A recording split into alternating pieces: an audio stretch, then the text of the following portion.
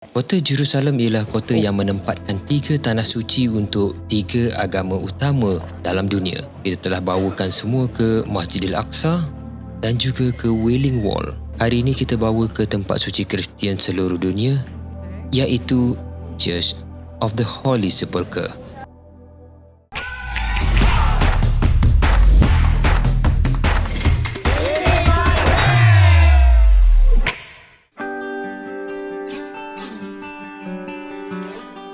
Okey, sekarang ni dekat sebelah kiri ni ialah Western Wall, tempat Wailing Wall, dan saya sekarang ni berada di Western Wall di kawasan penempatan orang Yahudi di Jerusalem.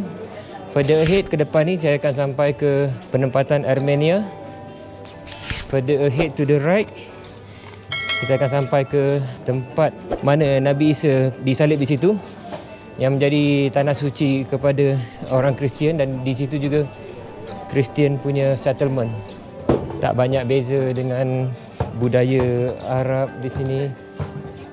Kita dah boleh nampak Yahudi Ortodoks yang melalui kawasan ini berbaju hitam dan juga berjambang.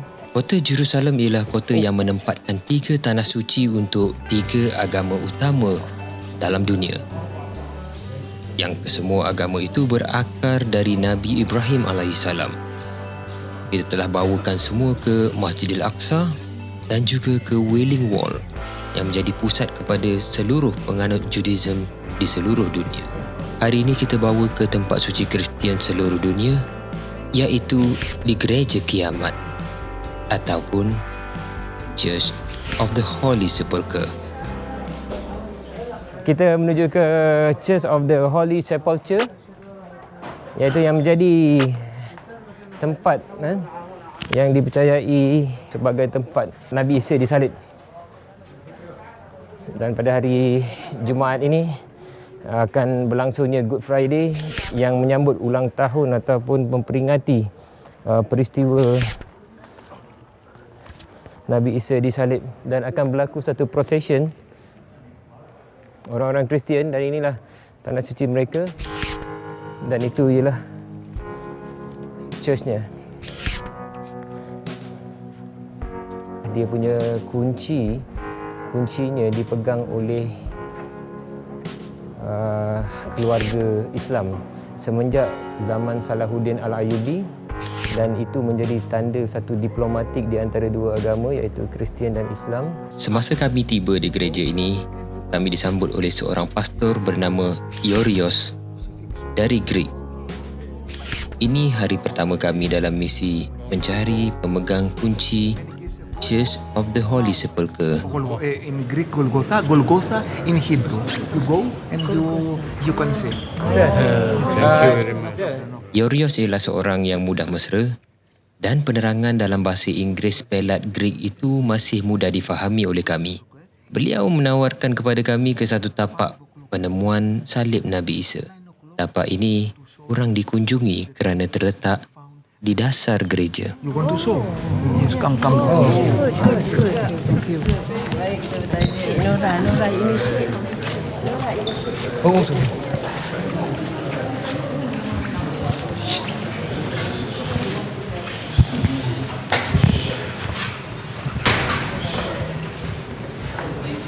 Sorry sir, what's your name?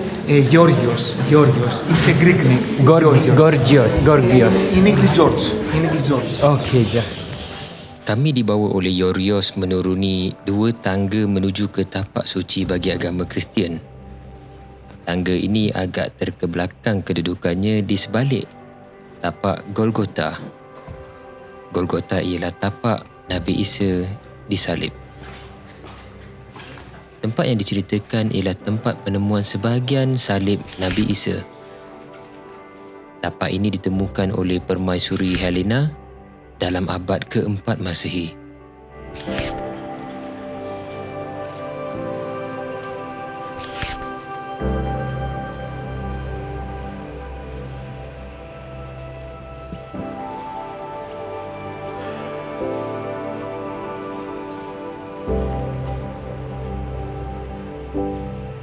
Keadaan sekitar seperti satu gua yang berdinding batu kuari, tapi dihadang dengan pengadang cermin. ada perkara sebenarnya yang diceritakan oleh Yorios kepada kami yang mungkin pada kebanyakan kita tersasar tanggap tentang mereka. Ikuti terus perjalanan maya ini sehingga persoalan itu terlerai sendiri. Santa Elena was in Byzantium, in Constantinople, Roman Empire. And this is the holy point which Santa Elena came to Jerusalem and found the Holy Cross. They have labor, work every Orang day. Kristian tidak menyembah berhala. Itu tegas Yorios. Dan inilah penjelasannya. We're Christians, and it's not true to believe that we believe in idols. No, we don't. We love only God. Understand me? Okay. The truth is only to God. The icons we respect because it's the history of coming the Jesus in the earth. Speak to the people, make miracles. We don't love, understand me? Respect the icons. It's not the icons. For example, you have all families. You have mother, fathers. You have pictures of your parents. You have picture in your house. Yes. You see the pictures. You cry when you see. You don't love. You respect your father and your mother. Tambahan lagi dari Yorios, Allah mahukan padri berkeluarga dan tidak seperti yang berlaku di Vatikan. Must not make family. Not in Orthodox Church. A priest, if won't make a family. Understand me? To make children, to make children. Vatican, no. We respect everybody, and we must love everybody. Why? Because every human is holy icon of God. Satu perkara yang sangat menarik, dia sangat friendly dengan orang Islam dan selepas kita keluar terus saja pintu itu ditutup.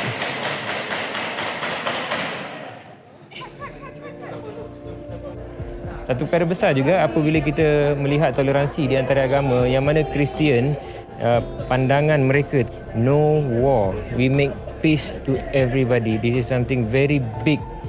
Kemudian apa yang kita lihat, mereka ini sebenarnya sama juga macam kita yang menginginkan keamanan, dan sebab itulah kalau tengok toleransi dan perdamaian dalam agama, sehingga Salahuddin Al-Ayyubi yang menyerahkan kunci kepada keluarga Muslim untuk 2 buah pintu masuk ke gereja ini.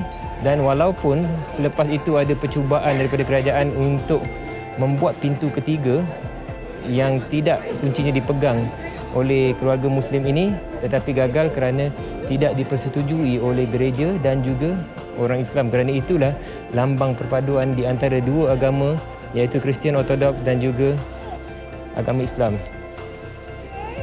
Perkara ini patut dibaca untuk lebih subur lagi. Hari ini berakhir dan kami gagal menemui Omar yang dikatakan sebagai pemegang kunci gereja Holy Sepulchre. Mungkin kita sambung lagi di hari yang lain. Sekarang kita berada di Tanah Suci orang Kristian, iaitu di hadapan saya sekarang ini ialah The Holy Church of Sepulchre, tempat yang dipercayai dimakamkan, dikuburkan Nabi Isa alaihissalam. Dan asalnya sebenarnya kawasan ini ialah kawasan berbukit. Kuburan Nabi Isa itu sebenarnya di dalam gua, tetapi hari ini kita lihat gua itu dah tak ada gua lagi dah, tetapi dia berada di permukaan tanah sebegini dan diadakan macam satu kebuk yang orang-orang Kristian akan pergi ke situ dan mengintai melalui lubang untuk melihat pemakaman Nabi Isa alaihissalam. Hari kedua kami sekadar menyinggah dalam perjalanan untuk ke Western Wall melalui Via Dolorosa. Kami akan menyinggah ke Masjid Omar juga untuk menghayati sejarah kemasukan Islam selepas 6 bulan pengepungan Jerusalem yang diketuai oleh Ammar bin As dan Abu Ubaidah Al-Jarrah.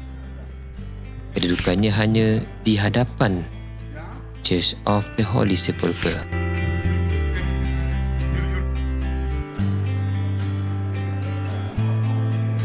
kita akan masuk ke Church of Resurrection ataupun gereja Al-Qiyamah ataupun the Holy Sepulchre Church. Tapi sebelum masuk church, kita kena buka topi dulu. Semua apa-apa yang menutup kepala kita kena buka untuk menghormati tempat ibadat orang dan adab tempat ibadat orang. Samalah macam kita mereka masuk ke masjid kena menutup aurat. Kita akan masuk ke tempat yang suci bagi orang Kristian, tempat di mana Nabi Isa di crucified. Di atas ni, kita kena pergi ke atas. Tangga ini asalnya menuju ke atas Bukit Golgota, di mana ia dipercayai Nabi Isa disalib di atas bukit itu. Namun keadaan telah berubah. Kawasan yang dahulunya dalam keadaan terbuka kini sudah berbumbung di dalam gereja Holy Sepulchre. Bagi sudut penceritaan Islam, kepercayaannya ialah bukan Nabi Isa yang disalib, sebaliknya seorang lelaki yang menyerupainya berdasarkan surah An-Nisa ayat 157. Di sini kita dapat lihat seluruh dunia datang berkunjung di sini untuk memberikan penghormatan kepada Nabi Isa. Turun dari Bukit Golgota, kita akan melihat satu lagi tapak suci penganut Kristian. Paparan di dinding ini ialah lukisan yang menggunakan mozaik. Lukisan ini menggambarkan proses selepas kewafatan Nabi Isa.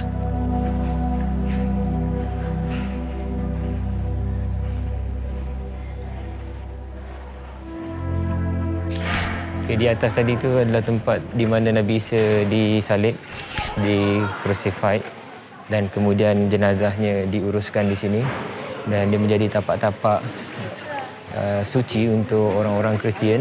Yang kalau kita lihat tadi, orang Kristiannya sama macam orang Islam, bertudung, bertutup, menutup aurat semuanya. Dan itu adalah ajaran dalam Injil. Cuma yang hari ini samalah macam dekat dalam Al-Quran pun dikatakan macam mana nak menutup aurat, tapi berapa ramai orang Islam sekarang ni tak menutup aurat. Dan bagi orang yang bukan Islam, dia rasa itu normal. Tapi bagi orang Kristian pun sama juga. Mereka yang sepatutnya menutup aurat tapi tidak. Setelah jenazahnya diuruskan di sini, Nabi Isa dibawa ke pemakaman. Kalau dikatakan ataupun diceritakan dari lukisan itu, dia dimasukkan ke dalam sebuah gua, dan guanya itu ada di sini. Dan ketika itu, ini adalah bukit, dan bukannya guanya itu berada di permukaan tanah macam kita berdiri sekarang ini.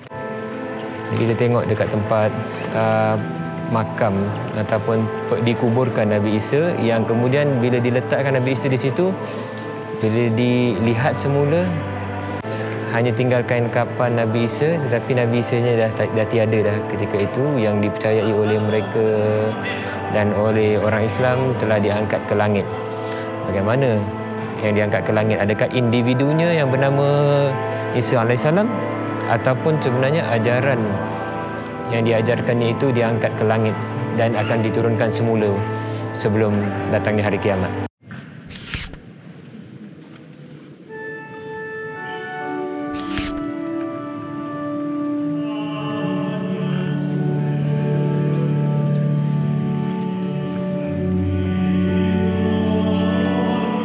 Inilah tempat pemakaman Nabi Isa. Di dalam ini ialah tempat persemadian Nabi Isa yang dinamakan sebagai Holy Rock. Keseluruhan binaan ini yang asalnya sebuah gua kini terletak tepat di bawah sebuah kubah utama di gereja Holy Sepulchre. Dan binaan ini dipanggil sebagai Edicule.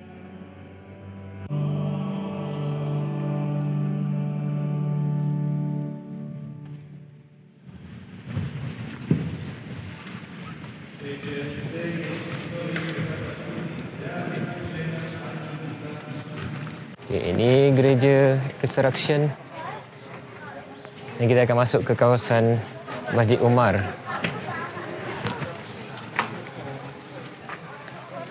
Semasa Khalifah Umar Al-Khattab datang ke sini, dan beliau tidak mahu bersolat di dalam gereja walaupun di offer untuk bersolat dalam gereja kerana untuk menghormati sebenarnya rumah ibadat orang Kristian. Kata Saidina Umar pada ketika itu yang menolak tawaran Patrias Sophronios.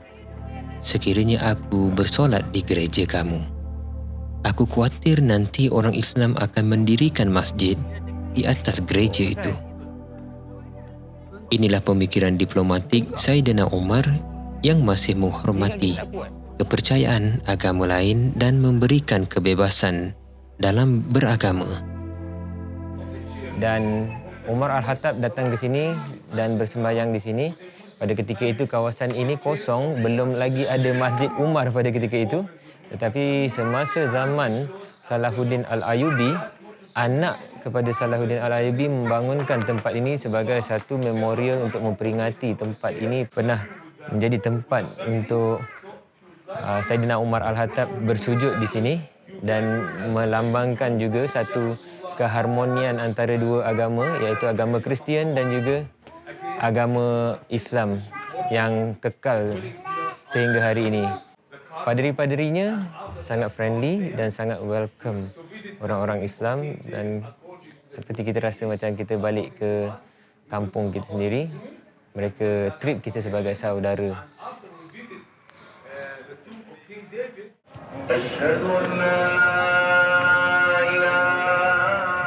Hari ini ialah hari ketiga kami meneruskan misi mencari pemegang kunci Church of Holy Sepulchre. Jom. Kami solat dahulu di Dome of the Rock di Al-Aqsa.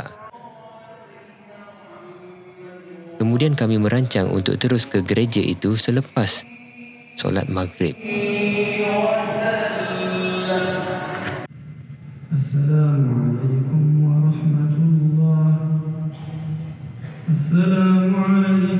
warahmatullahi wabarakatuh. Selepas menunaikan solat maghrib di Dome of the Rock Al-Aqsa, kami bergegas untuk ke gereja Al-Qiyamah. Kami tidak mahu terlepas jam 9 malam semasa penutupan gereja untuk kami berjumpa dengan pemegang kunci The Holy Sepulchre yang bernama Omar. Di sini kedai tutup awal.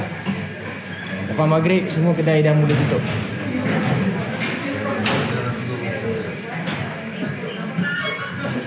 Sekarang kita berada di Christian Quarters. Antara Christian Quarters dengan Jewish Quarter. Ke depan kita akan ke kanan untuk sampai ke Church of Resurrection.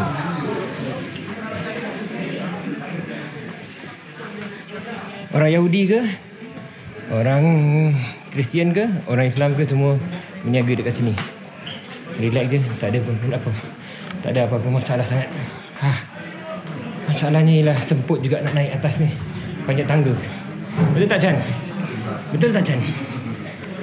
Chan. Chan. Orang tak semput lah. Chan tak semput pun. Steady je, San. Berapa ribu langkah pun tak ada hal. Hello, gorgeous. How are you? Hello. Gorgeous. Hi.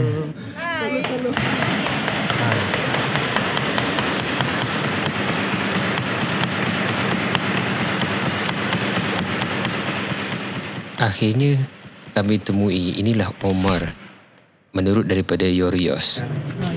Itu tanda setengah jam lagi pintu ni akan ditutup kan. Itu amaran 30 minit. Jadi kalau yang nak معلم كله لورا. Go back, no stop. Assalamualaikum. So you Omar?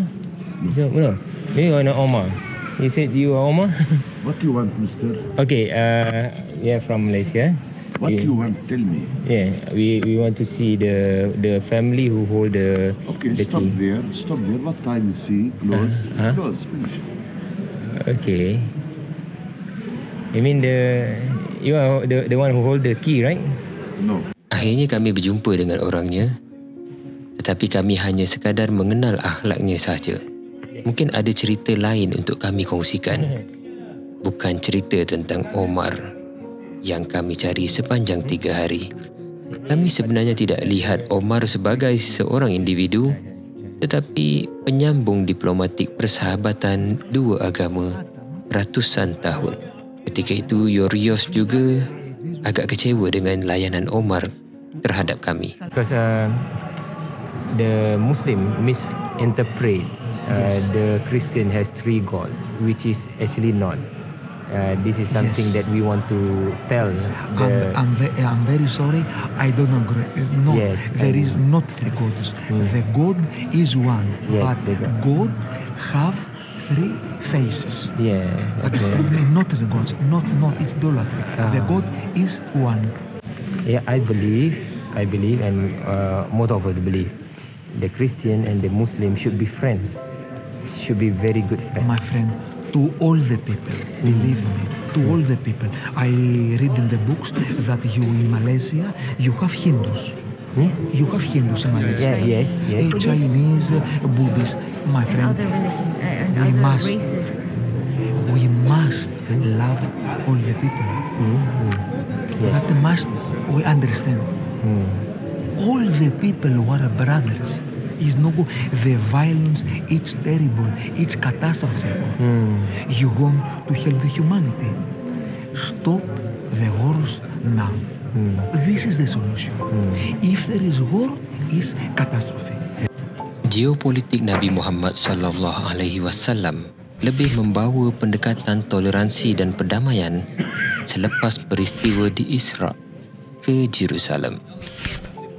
Fikirkanlah, pertembungan teologi antara agama hanya membawa kesengsaraan dari kesenangan.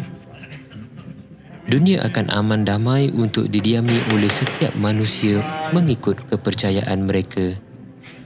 Dan pada satu ketika itu, ialah pada ketika kota Jerusalem akan menjadi Kingdom of Heaven.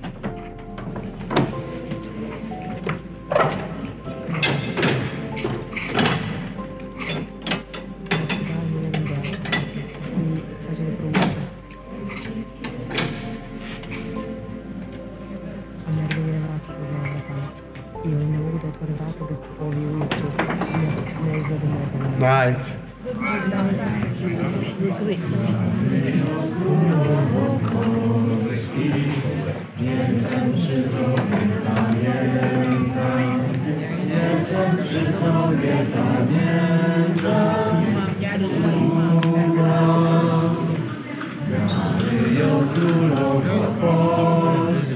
Okey semua, kami jemput untuk kita berbincang dan berhubung terus di channel Telegram kami.